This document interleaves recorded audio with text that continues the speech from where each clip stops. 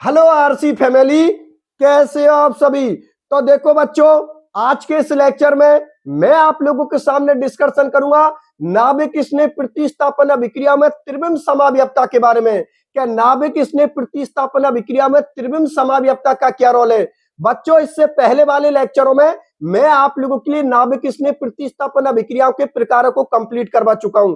मैं आप लोगों के लिए बता देता हूं कि नाभिक स्नेह प्रतिस्थापन अभिक्रिया बच्चों दो प्रकार की होती है। एक होती है SN1 और एक होती है SN2। इन दोनों रिएक्शनों का डिस्कशन बच्चों इससे पहले वाले लेक्चरों में मैं आप लोगों के लिए कंप्लीट करवा चुका हूं। अब बस आज के इस लेक्चर में हम लोगों को यह समझना है कि SN1 और SN2 अभिक्रियाओं में त्रिविम समावयवता का क्या रोल है, त्रिविम समावयवता यहां पर किस तरीका से काम करती है। बस इसके बारे में बच्चों हम लोगों को पढ़ना है। देखो, SN1 अभिक्रियाओं के अंदर आप लोगों ने क्या देखा था कि जो हम लोगों को प्रोडक्ट मिला था वो किसमें मिला था, रेसिमिक मिश्रण में। मतलब प्रोडक्ट हम लोगों के कितने मिले थे बच्चों, दो मिले थे। वहां पर कोई भी मेजर है माइनर प्रोडक्ट नहीं था, क्योंकि आप लोगों ने देखा था रेसिमिक मिश्रण का मतलब यह है जो प्रोडक्ट आप लोगों को मिले हैं वो कितने मिले हैं, दो, और दोनों ही 50-50% में मिलते हैं। मतलब किसी भी प्रोडक्ट को आप मेजर नहीं बोल सकते, किसी को भी माइनर नहीं बोल सकते। क्यों? क्योंकि दोनों का रेशो कितना होता है बच्चों, 50-50% होता है। और SN2 अभिक्रिया में जस्ट इसका उल्टा होता था। SN2 अभिक्रियाओं के अंदर आप लोगों ने देखा था कि प्रोडक्ट हम लोगों को प्रतिपन्न में मिला था। मतलब प्रोडक्ट जैसे का जैसा नहीं मिला था, बल्कि उसका उल्टा मिला था, विपरीत मिला था। इसीलिए हमने उसको विन्यास का प्रतिपन्न बोला था, बाल्डन प्रतिपन्न बोला था। बाल्डन प्रतिपन्न का मतलब समझे आप लोग, क्या जहां से आप लोगों का हेलोजन निकला वहां पर न्यूक्लियोफाइल नहीं जुड़ा, बल्कि उसकी विपरीत साइड से न्यूक्लियोफाइल जुड़ा था। इसको बच्चों हम लोगों ने SN2 अभिक्रियाओं के अंदर देखा था।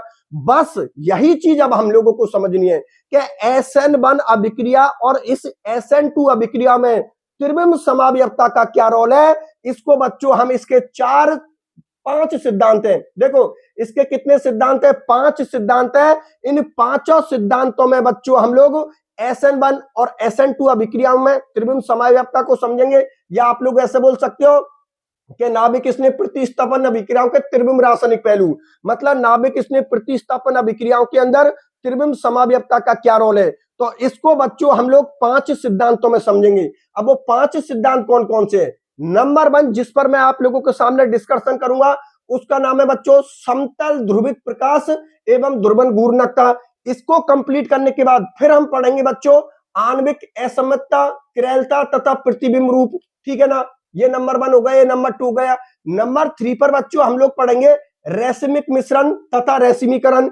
नंबर 4 पर जो हम लोग पढ़ेंगे वो पढ़ेंगे विन्यास का धारण। और नंबर 5 पर बच्चों जो हम लोग पढ़ेंगे वो पढ़ेंगे विन्यास का प्रतिपन्न, मतलब प्रतिलोमन। तो आप लोगों के समझ में आई गई होगी कि विन्यास के धारण में हम किसका डिस्कशन करेंगे, SN1 अभिक्रिया में जो प्रोडक्ट मिला है। और विन्यास का प्रतिपन्न में हम किसका डिस्कशन करेंगे, SN2 अभिक्रिया में जो हम लोगों को प्रोडक्ट मिला है उसके बारे में डिस्कशन करेंगे। और इसमें हम लोगों को त्रिविम समावयवता को समझना है। बात समझ में आ गई ना बच्चों।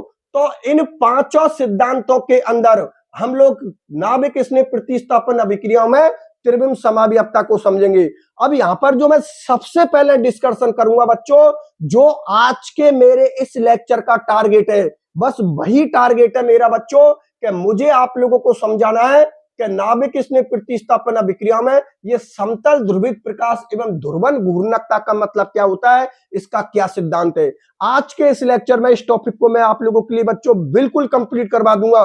तो सभी बच्चे मेरे साथ वीडियो में लास्ट तक बने रहना, क्योंकि जैसे ही मैं इसको कंप्लीट करवाऊंगा सभी बच्चे एक ही बात बोलेंगे, अरे सर ये बहुत शानदार तरीका से समझ में आया सर, हमने सभी जगह पर देख लिया लेकिन आपने इस तरीका से इस टॉपिक को समझाया है कि सर हम लोगों के एक बार ही पूरे कॉन्सेप्ट के साथ ये टॉपिक बैठ गया। ठीक है बच्चों, सभी बच्चे जुड़े रहना। और जिन बच्चों ने अब तक इस वीडियो को लाइक नहीं किया है, वीडियो को लाइक कर देना, चैनल को सब्सक्राइब कर देना और सभी फ्रेंडों के बीच में लिंक को शेयर कर देना। यार यहां पर आप लोग कंजूसी कर जाते हो। सबसे बड़ी आप लोगों की कंजूसी यही है कि काफी बच्चे ऐसे होते हैं क्लास देख जाते हैं, चैनल को सब्सक्राइब नहीं करते। चैनल को सब्सक्राइब करने के लिए इसलिए बोलता हूं बच्चों, क्योंकि आप लोग मेरी फैमिली का एक सदस्य हो, आप राम चतुर्वेदी फैमिली के एक सदस्य हो। तो बच्चों इसलिए मैं आपसे बोलता हूं कि आप इस आरसी फैमिली का आप लोग सदस्य बनिए, इस राम चतुर्वेदी फैमिली का आप लोग सदस्य बनिए। बच्चों आप लोगों को बहुत ज्यादा बेनिफिट मिलने वाला है, क्योंकि आप लोगों की देखो यहाँ पर मैं सारी क्लासेस बच्चों आप लोगों के लिए फ्री ले रहा हूं। मैं किसी भी बच्चे से एक भी रुपया नहीं ले रहा हूं, क्योंकि मैं आप लोगों के लिए पूरा कंटेंट फ्री करूंगा। यहाँ पर जितनी भी क्लासेज है ना बच्चों, एक से लेकर लास्ट तक जितनी भी आपकी कोर्स चलेगा वो पूरा कोर्स मैं फ्री करवाऊंगा। किसी भी बच्चे से मुझे एक रुपया भी नहीं चाहिए बच्चों, सारा कंटेंट आप लोगों के लिए फ्री होगा, सारी क्लासेज आप लोगों के लिए फ्री होंगी, ठीक है ना। इसलिए मैं बोलता हूं कि अगर बच्चों मैं आप लोगों के लिए इतना कुछ कर रहा हूं तो एक टीचर होने के नाते मतलब आप इतना तो मेरे लिए कर सकते हो। ज्यादा कुछ नहीं चाहिए बच्चों, जब आपको पता है जब चैनल पर सब्सक्राइब बढ़ते हैं, व्यूज आते हैं, लाइक आते हैं, तो एक जो टीचर होता है वो क्लास ले रहा होता है उसको बहुत ज्यादा मोटिवेशन मिलता है। उसको ऐसा लगता है कि चलो यार मुझे बच्चों के द्वारा पसंद किया जा रहा है, तो फिर वो बच्चों पर उतना ही अच्छा काम करने की कोशिश करता है। मतलब फिर उसकी एक रेस्पॉन्सिबिलिटी हो जाती है कि यार इतने सारे बच्चे मेरे से जुड़ गए, इतने सारे बच्चों का मेरे ऊपर विश्वास है, तो मुझे बेहतर से बेहतर इनके लिए क्लास लानी है, बेहतर से बेहतर इनके लिए कंटेंट लेके आना है। क्योंकि आप लोगों को पता बच्चों, मैं रातों को जाग जाग कर आप लोगों के लेक्चरों को तैयार करता हूं, आप लोगों के नोट्सों को मैं खुद बनाकर तैयार करता हूं। मैं किसी और पर डिपेंड होकर नहीं करता किसी चीज को, मैं खुद आप लोगों के लेक्चरों को तैयार करता हूं, खुद नोट्स बनाकर तैयार करता हूं, और फिर आकर बच्चों में आप लोगों की क्लास लेता हूं कि ज्यादा से ज्यादा मैं बच्चों के लिए बेहतर से बेहतर कर सकूं, ठीक है ना। इसलिए बोलता हूं मैं आप लोगों से कि आप लोग जितना ज्यादा मुझे सपोर्ट करोगे ना बच्चों, उतना ही बहुत सारे बच्चों का कल्याण हो जाएगा। बहुत सारे गरीब बच्चे ऐसे हैं बच्चों जो आप लोगों को पता है कि शायद अगर 100 रुपया भी मांग लिया जाए ना, तो शायद उनके पास में बेचारे के पास में 100 रुपये भी नहीं होता। इसीलिए मैंने सारा कंटेंट फ्री करने का डिसीजन ले लिया कि चलो यार मुझे तो कुछ नहीं चाहिए, लेकिन आप लोगों का भला हो जाए, आप लोगों का अच्छा रिजल्ट आ जाए, ठीक है ना। इसलिए आप लोग मेरी एक एक क्लास को देखो, मैं अपनी पूरी जान लगा देता हूं आप लोगों के लिए कि यार बच्चों के लिए जितना बेहतर हो सके ना उतना बेहतर लाइए। मेरे तरफ से मैं अपना 100% देने की कोशिश करता हूं कि बच्चों के बीच में किस तरीका से मैं एक अच्छे से अच्छे कंटेंट ला सकूं, कितने अच्छी तरीका से बेहतर तरीका से काम कर सकूं। काफी टीचर बच्चों आप लोगों ने देखे होंगे, मैं किसी टीचर की पर्सनल बुराई तो नहीं करता, किसी कोचिंग की बुराई नहीं करता, लेकिन आप लोगों ने देखा होगा वो क्या करते हैं, जैसे कि माने कि किसी यूनिट को या किसी चैप्टर को करवा रहे हैं, तो चैप्टर के शुरू के 10 लेक्चर डालेंगे, 5 लेक्चर गायब कर देंगे, फिर उसके बाद फिर डालेंगे। मतलब लास्ट में बच्चे को इतना मजबूर कर देते हैं कि लास्ट में बच्चे को कोर्स खरीदना ही पड़ता है। लेकिन अगर यही कोर्स पूरे एक यूट्यूब चैनल पर फ्री मिल रहा है A to Z, ये क्या करते हैं बच्चों, अपने फेवरेट टॉपिकों को लेके आ जाते हैं, बस उनके आधार पर ये मैराथन फेराथन लेकर अपना काम कंप्लीट कर लेते हैं। ये उन टॉपिकों को कभी नहीं लेकर आते जिनको एग्जाम में पूछा जाता है ज्यादातर, क्योंकि इनके फेवरेट टॉपिक होते हैं, उनको आके ये अच्छी तरीका से पढ़ा देते हैं, ठीक है ना। जबकि ये कि जो टॉपिक आपने नहीं पढ़ाया यदि वो एग्जाम में आ गया तो क्या होगा। इसीलिए बच्चों मैं आप लोग देखो, आपके सिलेबस के अकॉर्डिंग एक भी टॉपिक ऐसा नहीं है जो मैंने छोड़ा है। मैं पूरे टॉपिक आप लोगों के लिए करवा रहा हूं, क्योंकि ये पढ़ाने वाले पर डिपेंड करेगा कि वो उसको कितनी बढ़िया तरीका से टॉपिक को पढ़ा रहा है। उसके लिए कोई बोरिंग और कोई इंटरेस्टिंग टॉपिक नहीं होता, उसको सारे टॉपिक इंटरेस्टिंग लगते हैं अगर उसको वो सब्जेक्ट आती है, ठीक है ना। इसलिए आप लोग मेरे एक एक लेक्चर को देख लीजिए, आप अपने सिलेबस से बच्चों मिलान कर लीजिए। मैंने आप लोगों का एक भी टॉपिक नहीं छोड़ा है, पूरे सीक्वेंस में आप लोगों के सारे टॉपिक करवा रहा हूं। कोई भी बच्चा ये नहीं बोल सकता कि सर आपने वो टॉपिक छोड़ दिया। मैं पूरे सीक्वेंस में आप लोगों का कोर्स करवा रहा हूं। यदि एग्जामिनर कहीं से भी आप लोगों के लिए सवाल बनाए या क्वेश्चन बनाए बच्चों, आप लोगों को कोई फर्क नहीं पड़ना चाहिए, क्योंकि सारी चीज मैं एक सीक्वेंस में करवा रहा हूं। और नोट्स की जो क्वालिटी है ना बच्चों, मैं आप लोगों के लिए फिर बता रहा हूं, मेरे वाले नोट्स की एक बहुत बेहतरीन क्वालिटी है, क्योंकि मैं एक ऐसे नोट्स बनाकर तैयार कर रहा हूं कि उन नोट्सों को पढ़कर बच्चे 100 में से 100 नंबर ला सकते हैं बिगर किसी डाउट के साथ। बिल्कुल 100 में से 100 नंबर ला सकते हो। इसलिए मैं बोलता हूं कि मेरे वाले नोट्स प्रत्येक बच्चे के पास में होने चाहिए। जिन बच्चों के पास में नोट्स नहीं है वो प्ले स्टोर पर जाइए, वहां से राम चतुर्वेदी एकेडमी ऐप को डाउनलोड कीजिए। बच्चों वहां पर आप लोगों को कंप्लीट नोट्स मिल जाएंगे, दोनों मीडियम में, हिंदी मीडियम में और इंग्लिश मीडियम में। उन नोट्सों से बच्चों आप लोग केमिस्ट्री सब्जेक्ट में 100 में से 100 नंबर ला सकते हो, ठीक है ना। आप लोग एक बार खुद नोट्सों को देखना तो आप खुद तारीफ करोगे, सर बहुत अच्छे नोट्स लिखे। मैंने ऐसे कोई पोथी पन्ना नहीं लिखवा दिया आप लोगों के लिए, वही चीजें लिखवाई हैं जो आप लोगों से पूछी जाती हैं, पूरे एक कॉन्सेप्ट के साथ, शॉर्ट एंड स्वीट। आ गई ना बच्चों बात आप लोगों को समझ में। इसलिए जितना आप मुझे सपोर्ट करोगे ना उतना ही ज्यादा मैं आप लोगों के लिए बेहतर चीजें लाऊंगा, बहुत सारे बच्चों का भला हो जाएगा। बच्चों मेरा जो टारगेट है वो ये है कि पूरे भारत में मुझे एजुकेशन को फ्री करना है, और उसका सबसे बेहतर तरीका यही है कि आप लोग एक काम कीजिए, पूरा कंटेंट को सीक्वेंस में फ्री में डाल दीजिए। ये सबसे बेहतर है, जिससे कि प्रत्येक बच्चे तक पूरा कंटेंट पहुंच जाए बिल्कुल फ्री, किसी बच्चे को कोई फीस देनी ही ना पड़े। आगे ने बच्चों बात समझ में। इसलिए जितना सपोर्ट हो आप लोग मुझे सपोर्ट कीजिए, आप लोगों के छोटे भाई बहनों का भला हो जाएगा बेचारे का, बहुत सारे बच्चे यहां से जुड़ जाएंगे। और ये बच्चों आप जो सब्सक्राइब करते हो आप मेरे एक फैमिली के सदस्य बनते हो, मेरे से जुड़ते हो बच्चों, क्योंकि आप लोगों का प्यार ही है कि हम लोग कुछ कर पाते हैं। बच्चों मैं आप लोगों की ताकत को जानता हूं, आप लोगों की इतनी ताकत है बच्चों कि जमीन में गिरे हुए इंसान को आप लोग आसमान में पहुंचा सकते हो, और आसमान में बैठे हुए इंसान को आप लोग जमीन में ला सकते हो। ये एक स्टूडेंट्स की ताकत होती है। तो मैं आपकी ताकत को बहुत अच्छी तरीका से जानता हूं बच्चों, इसलिए मैं सभी आपसे मैं प्रार्थना करता हूं कि जितना ज्यादा हो आप लोग मुझे सपोर्ट कीजिए, जिससे ज्यादा से ज्यादा अच्छी और बेहतर चीज मैं आप लोगों के लिए ला सकूं। ठीक है बच्चों, चलो ठीक है, आज अपने लेक्चर को देखते हैं आगे। देखो बच्चों आज के जो मेरे लेक्चर का टारगेट है वो ये है, मुझे आप लोगों के लिए समतल ध्रुवित प्रकाश एवं ध्रुवन घूर्णकता को समझाना है। इसका टारगेट क्या है? इसका टारगेट यह है कि मुझे नाभिक स्नेह प्रतिस्थापन अभिक्रियाओं के अंदर बच्चों मुझे त्रिविम समावयवता को देखनी है कि भाई त्रिविम समावयवता का नाभिक स्नेह प्रतिस्थापन अभिक्रिया में क्या रोल होता है। चलो ठीक है, बहुत अच्छी बात है, देख लेते हैं इस टॉपिक को। तो देखो बोर्ड की तरफ, इसको पूरे को मिटा देता हूं, ठीक है ना, और ऊपर ही ऊपर फिर इस हेडिंग को डाल दूंगा पहले नंबर की को।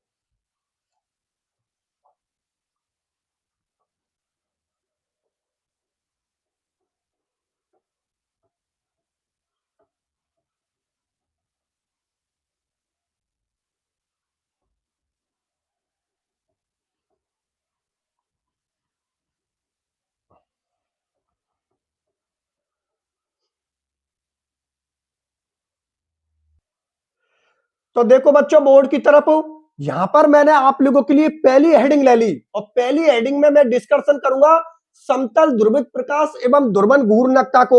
अब बच्चों मैं आप लोगों के लिए इस टॉपिक को इतनी शानदार तरीका से समझाने वाला हूं कि इसके कॉन्सेप्ट को आप लोग दोबारा कभी नहीं भूलोगे। एक डायग्राम बच्चों मैंने आप लोगों के लिए बनाया है, इस डायग्राम के आधार पर मैं पूरी ध्रुवन घूर्णकता को आप लोगों के लिए समझा दूंगा। तो देखो बच्चों सबसे पहले तो मैं आप लोगों के लिए लैंग्वेज पढ़ता हूं, ठीक है ना। लैंग्वेज को पढ़ने के बाद फिर मैं इस डायग्राम के आधार पर पूरी समतल ध्रुवित प्रकाश को ध्रुवन घूर्णकता को आप लोगों के लिए समझा दूंगा। तो देखो बच्चों यहां पर क्या लिख रही है लैंग्वेज में कि साधारण प्रकाश को निकोल प्रिज्म से गुजारने पर प्राप्त प्रकाश को हम समतल ध्रुवित प्रकाश कहते हैं। समतल ध्रुवित प्रकाश एक निश्चित दिशा में कंपन करता है।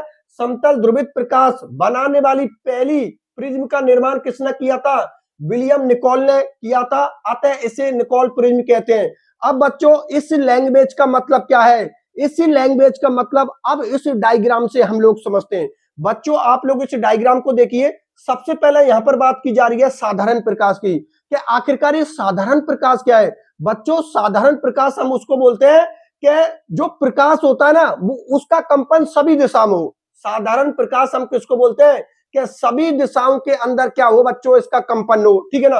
देखो सभी दिशाओं के अंदर कंपन हो रहा है, ऊपर की तरफ इधर भी हो रहा है, इधर भी हो रहा है, इधर भी हो रहा है। तो सभी दिशाओं में यदि प्रकाश का कंपन हो रहा है तो बच्चों उसको हम क्या बोलते हैं? साधारण प्रकाश। बात समझ में आ गई ना? क्या बोला है? सभी दिशाओं में यदि प्रकाश का कंपन हो रहा है तो उसको हम क्या बोलते हैं? साधारण प्रकाश। अब इस साधारण प्रकाश को यदि मैं इस निकोल प्रिज्म से गुजारूं, क्योंकि ये निकोल प्रिज्म जिस साइंटिस्ट ने दी थी ना उसके नाम पर ही इस प्रिज्म का नाम लिख दिया। ये कौन सा साइंटिस्ट है? इसका नाम, इस साइंटिस्ट का नाम था बच्चों विलियम निकोल। विलियम निकोल ने इस निकोल प्रिज्म को दिया था, तो उसी के नाम के आधार पर इसका क्या लग दिया? Nicol prism. तो जब हम इस साधारण प्रकाश को इस निकोल प्रिज्म से गुजारें तो क्या होगा बच्चों? ये जो प्रकाश का कंपन है ना वो बिल्कुल एक दिशा में हो जाएगा। अब ये चारों बगल हो रहा था ना, अब ये चारों बगल नहीं होगा। ये जो साधारण प्रकाश था जिसका कंपन चारों ओर हो रहा था, जैसे ही इसको आप लोग निकोल प्रिज्म से गुजारोगे तो निकोल प्रिज्म से जब आप लोग गुजारोगे तो ये प्रकाश का कंपन जो चारों बगल हो रहा था ये बिल्कुल एक दिशा में हो जाएगा। तो देखो इस साधारण प्रकाश को निकोल प्रिज्म से गुजारने पर ये सभी जो कंपन है ना, प्रकाश का कंपन है, वो एक दिशा में हो जाएगा। और बच्चों इसी को हम लोग क्या बोलते हैं, समतल ध्रुवित प्रकाश। इसी को बच्चों हम लोग क्या बोलते हैं, समतल ध्रुवित प्रकाश। केवल एक दिशा में ही कंपन, प्रकाश का यदि एक दिशा में कंपन हो रहा है तो बच्चों उसको हम क्या बोलते हैं, समतल ध्रुवित प्रकाश। बात समझ में आ गई? आप सुनो मेरी बात ध्यान से। क्या इस समतल ध्रुवित प्रकाश को यदि मैं किसी ध्रुवन घूर्णक यौगिक में से गुजारूं, ध्रुवन घूर्णक यौगिक बच्चों उसको बोलते हैं जो समतल ध्रुवित प्रकाश के तल को लेफ्ट या राइट की ओर घुमा दे। लेफ्ट की ओर घुमा देंगे तो उसको एल रूप बोल देंगे, राइट की ओर घुमा देंगे तो उसको हम डी रूप बोल देंगे। तो इस समतल ध्रुवित प्रकाश को, जिसका एक ही दिशा में प्रकाश का कंपन है, इसको जब हम ध्रुवन घूर्णक यौगिक में से गुजारेंगे या प्रकाशिक सक्रिय यौगिक में से गुजारेंगे तो ये प्रकाशिक सक्रिय यौगिक है ना बच्चों, इस समतल ध्रुवित प्रकाश के तल को लेफ्ट या राइट की ओर घुमा देता है। अगर उसने लेफ्ट की तरफ, सॉरी, यदि उसने राइट की तरफ घुमाया तो इस तरीका से घूम जाएगा, यदि उसने लेफ्ट की तरफ घुमाया तो इस तरीका से घूम जाएगा। अरे भाई, जो हम लोग बोर्ड पर लिखते हैं, इधर से वो साइड हम लोगों की कौन सी होती है, लेफ्ट साइड, ये हम लोगों की बच्चों कौन सी होती है, राइट साइड। तो यदि प्रकाश का कंपन इस तरीका से होगा तो उसको हम बोलेंगे दाई, मतलब राइट। और अगर प्रकाश का कंपन इस तरीका से हो रहा है तो बच्चों उसको हम बोलेंगे बाई कंपन, मतलब लेफ्ट की ओर कंपन। यहां पर लिख रखा है दाई या बाई ओर प्रकाश का घूर्णित तल, मतलब या तो प्रकाश का जो कंपन है वो कहां पर हो जाएगा, राइट की ओर, या प्रकाश का कंपन कहां पर हो जाएगा, लेफ्ट की ओर। किसकी प्रेजेंस में, इस प्रकाशिक सक्रिय की प्रेजेंस में या इस ध्रुवन घूर्णक यौगिक की प्रेजेंस में। बात मेरी आप लोग समझ में आ गई ना? अब बच्चों आप लोग इसकी लैंग्वेज को दोबारा से देखिए, अभी इस डायग्राम के आधार पर विद इन सेकेंडों में समझ में आ जाएगी। देखो बच्चों, अब मैं डायग्राम और लैंग्वेज दोनों को कॉम्बिनेशन बनाकर समझाता हूं, अभी आप लोगों को समझ में आ जाएगी। देखो बच्चों, ये लैंग्वेज क्या बोली है, क्या साधारण प्रकाश को निकोल प्रिज्म से गुजारने पर, ये आप लोगों का साधारण प्रकाश है। साधारण प्रकाश किसको बोला है, कि प्रकाश का कंपन यदि सभी दिशाओं में हो तो उसको हम क्या बोलते हैं, साधारण प्रकाश। इस साधारण प्रकाश को यदि मैं इस निकोल प्रिज्म से गुजारूं तो ये निकोल प्रिज्म क्या करेगा, इस साधारण प्रकाश के कंपन को एक दिशा में कर देगा, एक साइड में कर देगा, और उसी को हम समतल ध्रुवित प्रकाश कहते हैं। तो साधारण प्रकाश को जब मैंने निकोल प्रिज्म से गुजारा तो ये सभी दिशाओं में कंपन था ना, ये एक दिशा में कंपन हो जाएगा, जिसको मैंने क्या बोला, समतल ध्रुवित प्रकाश। तो देख लो, साधारण प्रकाश को निकोल प्रिज्म से गुजारने पर प्राप्त प्रकाश को समतल ध्रुवित प्रकाश कहते हैं। समतल ध्रुवित प्रकाश एक निश्चित दिशा में कंपन करता है। बिल्कुल देखो बच्चों, इसका कंपन कहां पर हो रहा है, बिल्कुल एक निश्चित दिशा में, चारों बगल नहीं हो रहा है, इसका तो चारों बगल हो रहा है, लेकिन इसका कंपन एक निश्चित दिशा में होता है। समतल ध्रुवित प्रकाश बनाने वाली पहली प्रिज्म का निर्माण किसने किया था, विलियम निकोल ने। तो उसी के आधार पर इसका नाम क्या रख दिया, निकोल प्रिज्म। अतः इसे निकोल प्रिज्म कहते हैं। अब यहां तक आप लोगों के समझ में आ गई, ठीक है। फिर हम लोगों ने क्या किया कि ये जो समतल ध्रुवित प्रकाश था ना, इसको हमने किसमें से गुजार दिया, ध्रुवन घूर्णक यौगिक, नाम से पता लग रहा है, जो प्रकाश के तल का क्या कर दे, घूर्णन कर दे। और जिस तल पर वो घूर्णन करेगा उसको हम बोलेंगे घूर्णन कोण या ध्रुवन कोण। घूर्णन कोण भी बोल सकते हो, ध्रुवन कोण भी बोल सकते हो। अभी इसके और पॉइंट आएंगे तो उनमें सब में समझ में आ जाएगी। देखो बच्चों, अगर ये डायग्राम आप लोगों के समझ में आ गया तो इसके बाद जो मैं पॉइंट आप लोगों के लिए लिखूंगा ना, वो विद इन सेकेंडों में समझ में आ जाएंगे, क्योंकि पॉइंटों में मैं वही लिखने वाला हूं अब इसके बाद जो मैं आप लोगों के लिए समझा रहा हूं, ठीक है ना। इसके बाद मैं सारे पॉइंटों को आप लोगों के लिए लिखूंगा, लेकिन उन्हीं पॉइंटों को लिखूंगा जो यहां पर अभी आप लोगों के लिए समझा रहा हूं। तो समतल ध्रुवित प्रकाश को यदि मैं ध्रुवन घूर्णक यौगिक या प्रकाशिक सक्रिय यौगिक में से गुजारूं तो ये क्या करेगा, इसको एक बार लेफ्ट की ओर घुमा देगा, एक बार राइट की ओर घुमा देगा, ठीक है ना। एक बार कहां पर, राइट की ओर घुमा देगा, एक बार लेफ्ट की ओर घुमा देगा। तो इसको बोलेंगे प्रकाश का घूर्णित तल। घूर्णित तल का मतलब जिसका घूर्णन हो चुका है, किधर की तरफ, एक बार राइट की तरफ, एक बार लेफ्ट की तरफ। अगर राइट की तरफ होगा तो घूर्णन इस तरीका से होगा, और लेफ्ट की तरफ होगा तो बच्चों घूर्णन इस तरीका से होगा। मेरी बात आप लोगों को समझ में आ गई ना? बस ये इसका पूरा कॉन्सेप्ट था। अब इसको मैं कम शब्दों में समझाता हूं जो अभी बिल्कुल आप लोगों के दिमाग में बिल्कुल फिट हो जाएगी, और इसके बाद इसके जो बच्चे कुछ पॉइंट है उनको भी बोर्ड पे लिख दूंगा और उनको भी एक बार फिर से समझा दूंगा। देखो बच्चों, ये कहानी आपकी यहां से स्टार्ट होती है। क्या हम लोगों का साधारण प्रकाश है, सबसे पहले तो बोलते हैं साधारण प्रकाश होता क्या है। साधारण प्रकाश उसको बोलते हैं कि जिसके प्रकाश का कंपन सभी दिशा में हो, तो उसको हम क्या बोलते हैं, साधारण प्रकाश। इसी साधारण प्रकाश को यदि मैं निकोल प्रिज्म से गुजारूं, तो निकोल प्रिज्म से गुजारने पर इस प्रकाश का कंपन जो चारों ओर हो रहा था ना, ये बिल्कुल एक दिशा में हो जाएगा। और इसको हम लोगों ने बोला समतल ध्रुवित प्रकाश, जिसमें प्रकाश का जो कंपन है वो एक दिशा में होगा। फिर मैंने क्या किया, एक प्रकाशिक सक्रिय यौगिक लिया, ये एक ध्रुवन घूर्णक यौगिक लिया, और उसमें से मैंने समतल ध्रुवित प्रकाश को पास किया। जैसे ही मैंने समतल ध्रुवित प्रकाश को पास किया बच्चों, ये ध्रुवन घूर्णक यौगिक या प्रकाशिक सक्रिय यौगिक ने इस समतल ध्रुवित प्रकाश का क्या कर दिया, घूर्णन कर दिया। और जिस कोण पर इसका घूर्णन करेगा उसको हम बोलेंगे घूर्णन कोण या ध्रुवित कोण। बात समझ में आ गई ना। एक बार वो उसको राइट की ओर घुमा देगा, एक बार उसको लेफ्ट की ओर घुमा देगा, जिसको हम क्या बोलेंगे, प्रकाश का घूर्णित तल। घूर्णित तल का मतलब जिसका घूर्णन हो चुका है राइट की ओर या फिर लेफ्ट की ओर। बात समझ में आ गई ना। ये बच्चों आप लोगों की पूरी कहानी है। तो ये लैंग्वेज आप लोगों के समझ में आ गई होगी। ये पूरा डायग्राम मैं साइड में हो जाता हूं। ये पूरा डायग्राम बच्चों आप लोगों के समझ में आ गया होगा। किसी भी बच्चे को कोई दिक्कत नहीं होनी चाहिए। यदि किसी भी बच्चे को कोई प्रॉब्लम होती है तो बच्चों आप लोग कमेंट सेक्शन में लिख देना, मैं आप लोगों के लिए रिप्लाई दे दूंगा। मैं बच्चों किसी भी टॉपिक को इस तरीका से समझाने की कोशिश करता हूं कि बच्चा दोबारा मेरे से कोई सवाल ही ना पूछ पाए। क्यों? क्योंकि एक बार में ही बच्चे का अगर सवाल मतलब बच्चे का अगर कॉन्सेप्ट समझ में आ गया तो कॉमन सी बात है, वो टीचर से क्यों सवाल करेगा। इसलिए मेरा मेन टारगेट यही होता है कि कॉन्सेप्ट को इतनी बेहतरीन तरीका से क्लियर करवाइए कि बच्चा आपसे कोई सवाल पूछ ही ना सके।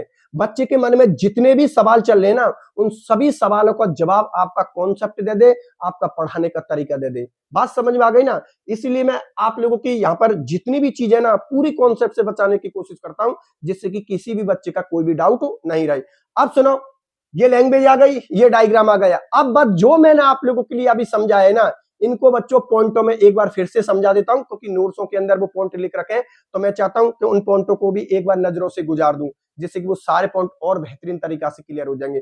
हालांकि समझाने वाला मैं वही हूं जो अभी आप लोगों के लिए बताया है। इन चीजों को बस एक बार पॉइंटों में और लिख रखे तो उनको और समझा देता हूं। ठीक है बच्चों, तो देखो बोर्ड की तरफ, ये तो समझ में आ ही गया आप लोगों का पूरा।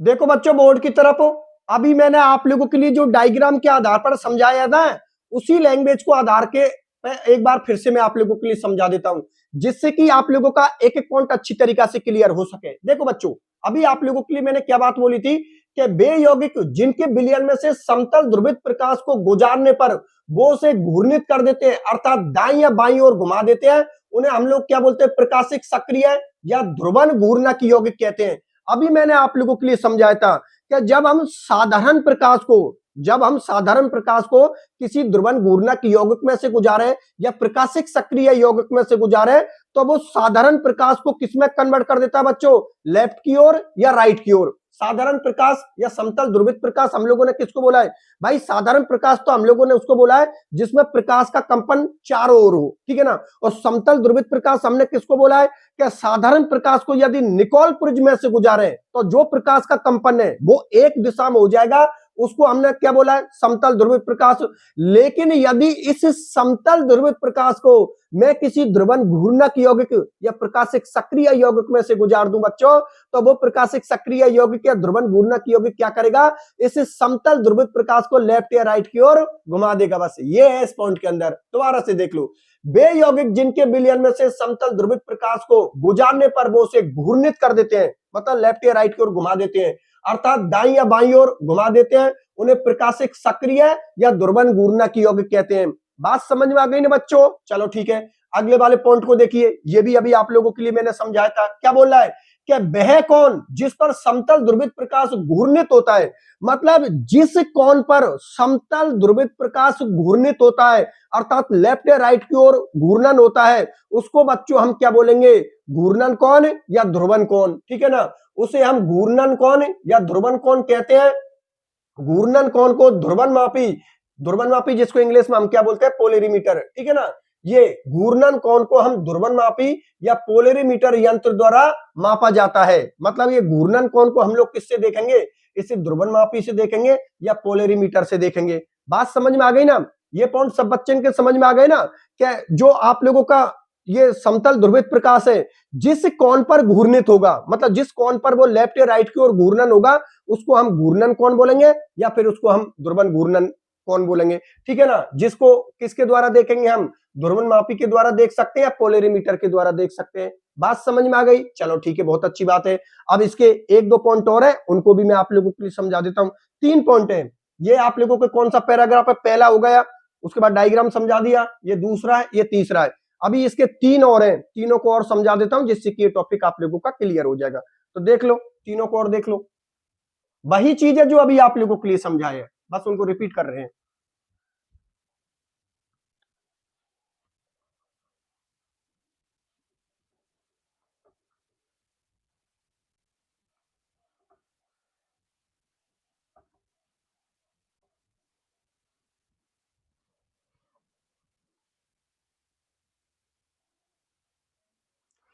देखो बच्चों बोर्ड की तरफ, यहां पर मैंने आप लोगों के सामने 3 पॉइंट और लिख दिए, तो टोटल इसके कितने पॉइंट हो जाएंगे, 6 पॉइंट। मतलब हम लोगों का ये समतल ध्रुवित प्रकाश या ध्रुवन घूर्णकता है, ये अपना 6 पॉइंटों में बिल्कुल कंप्लीट हो जाएगा। तो 3 तो मैं आप लोगों के लिए एक्सप्लेन कर चुका हूं, ये आप लोगों का चौथे नंबर का हो गया, ये आप लोगों के 5वें नंबर का हो गया, और ये बच्चों आप लोगों के 6ठे नंबर का हो गया। सबसे पहले तो इनको एक्सप्लेन करने से पहले बच्चों मैं आप लोगों के लिए बता देता हूं कि एग्जाम में सवाल किस तरीके से पूछा जा सकता है।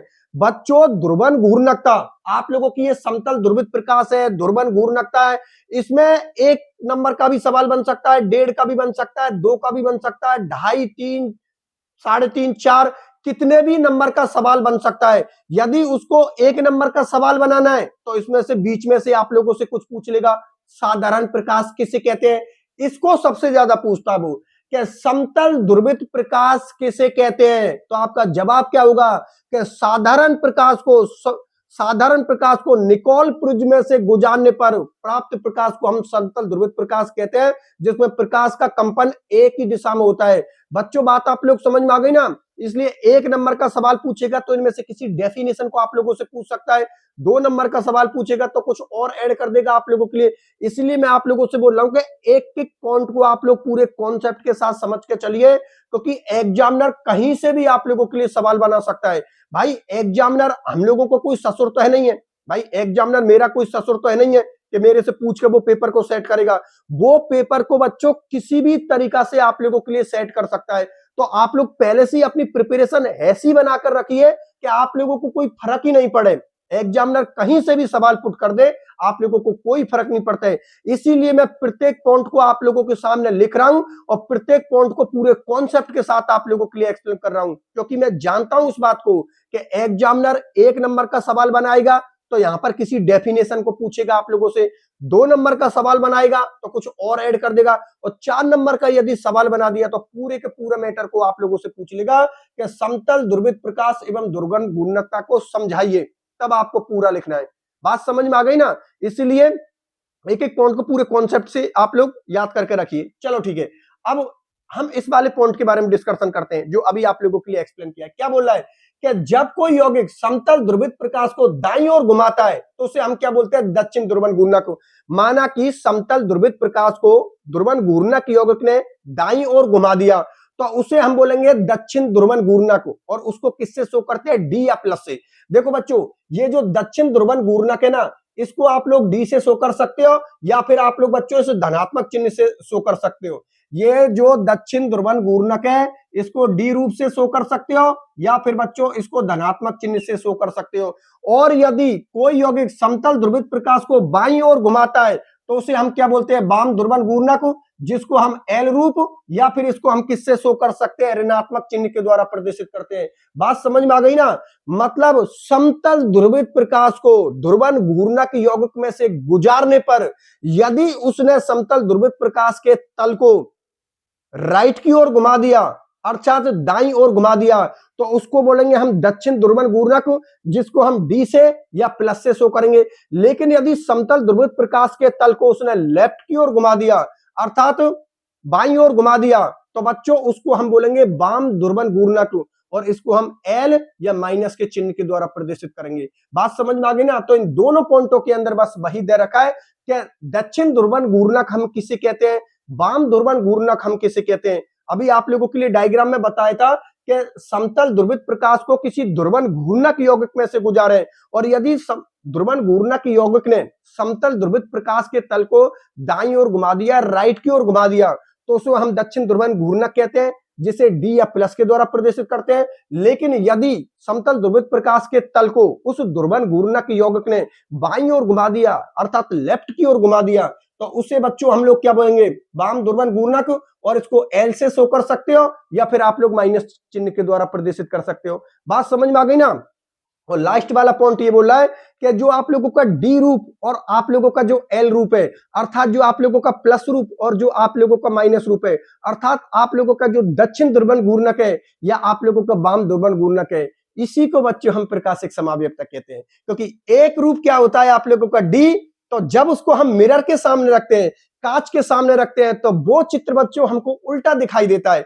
तो वो रूप कौन सा हो जाएगा आप लोगों का एल। मतलब जैसे कि मैं यहां पर हूं, तो मेरी जो रियल स्ट्रक्चर है, जो मेरी वास्तविक संरचना है, अर्थात जो मेरी रियल स्ट्रक्चर है, इसको मैं शो करूंगा डी से, जिसको मैं दक्षिण ध्रुवन घूर्णक बोलूंगा, या डी से करूंगा या मैं इसको प्लस से करूंगा। लेकिन बच्चों अगर मैंने मेरे सामने मिरर को रख दिया, अगर मैंने मिरर या कांच को मेरे सामने रख दिया, तो कांच के अंदर जो मेरा चित्र दिखाई दे रहा है, उसको बोलेंगे बच्चों हम वाम ध्रुवन घूर्णक, जिसको हम एल से शो कर सकते हैं या माइनस के द्वारा शो कर सकते हैं। मतलब जो आप लोगों की वास्तविक संरचना होती है, अर्थात जो आप लोगों की रियल स्ट्रक्चर होती है, वो होती है दक्षिण ध्रुवन घूर्णक, जिसको हम किससे शो कर सकते हैं, डी से कर सकते हैं या प्लस से शो कर सकते हैं। लेकिन अगर उस संरचना के सामने आपने मिरर को रख दिया, आपने कांच को रख दिया, तो कांच के अंदर उसका प्रतिबिंब रूप दिखाई दे रहा है, किसका, उसी डी रूप का।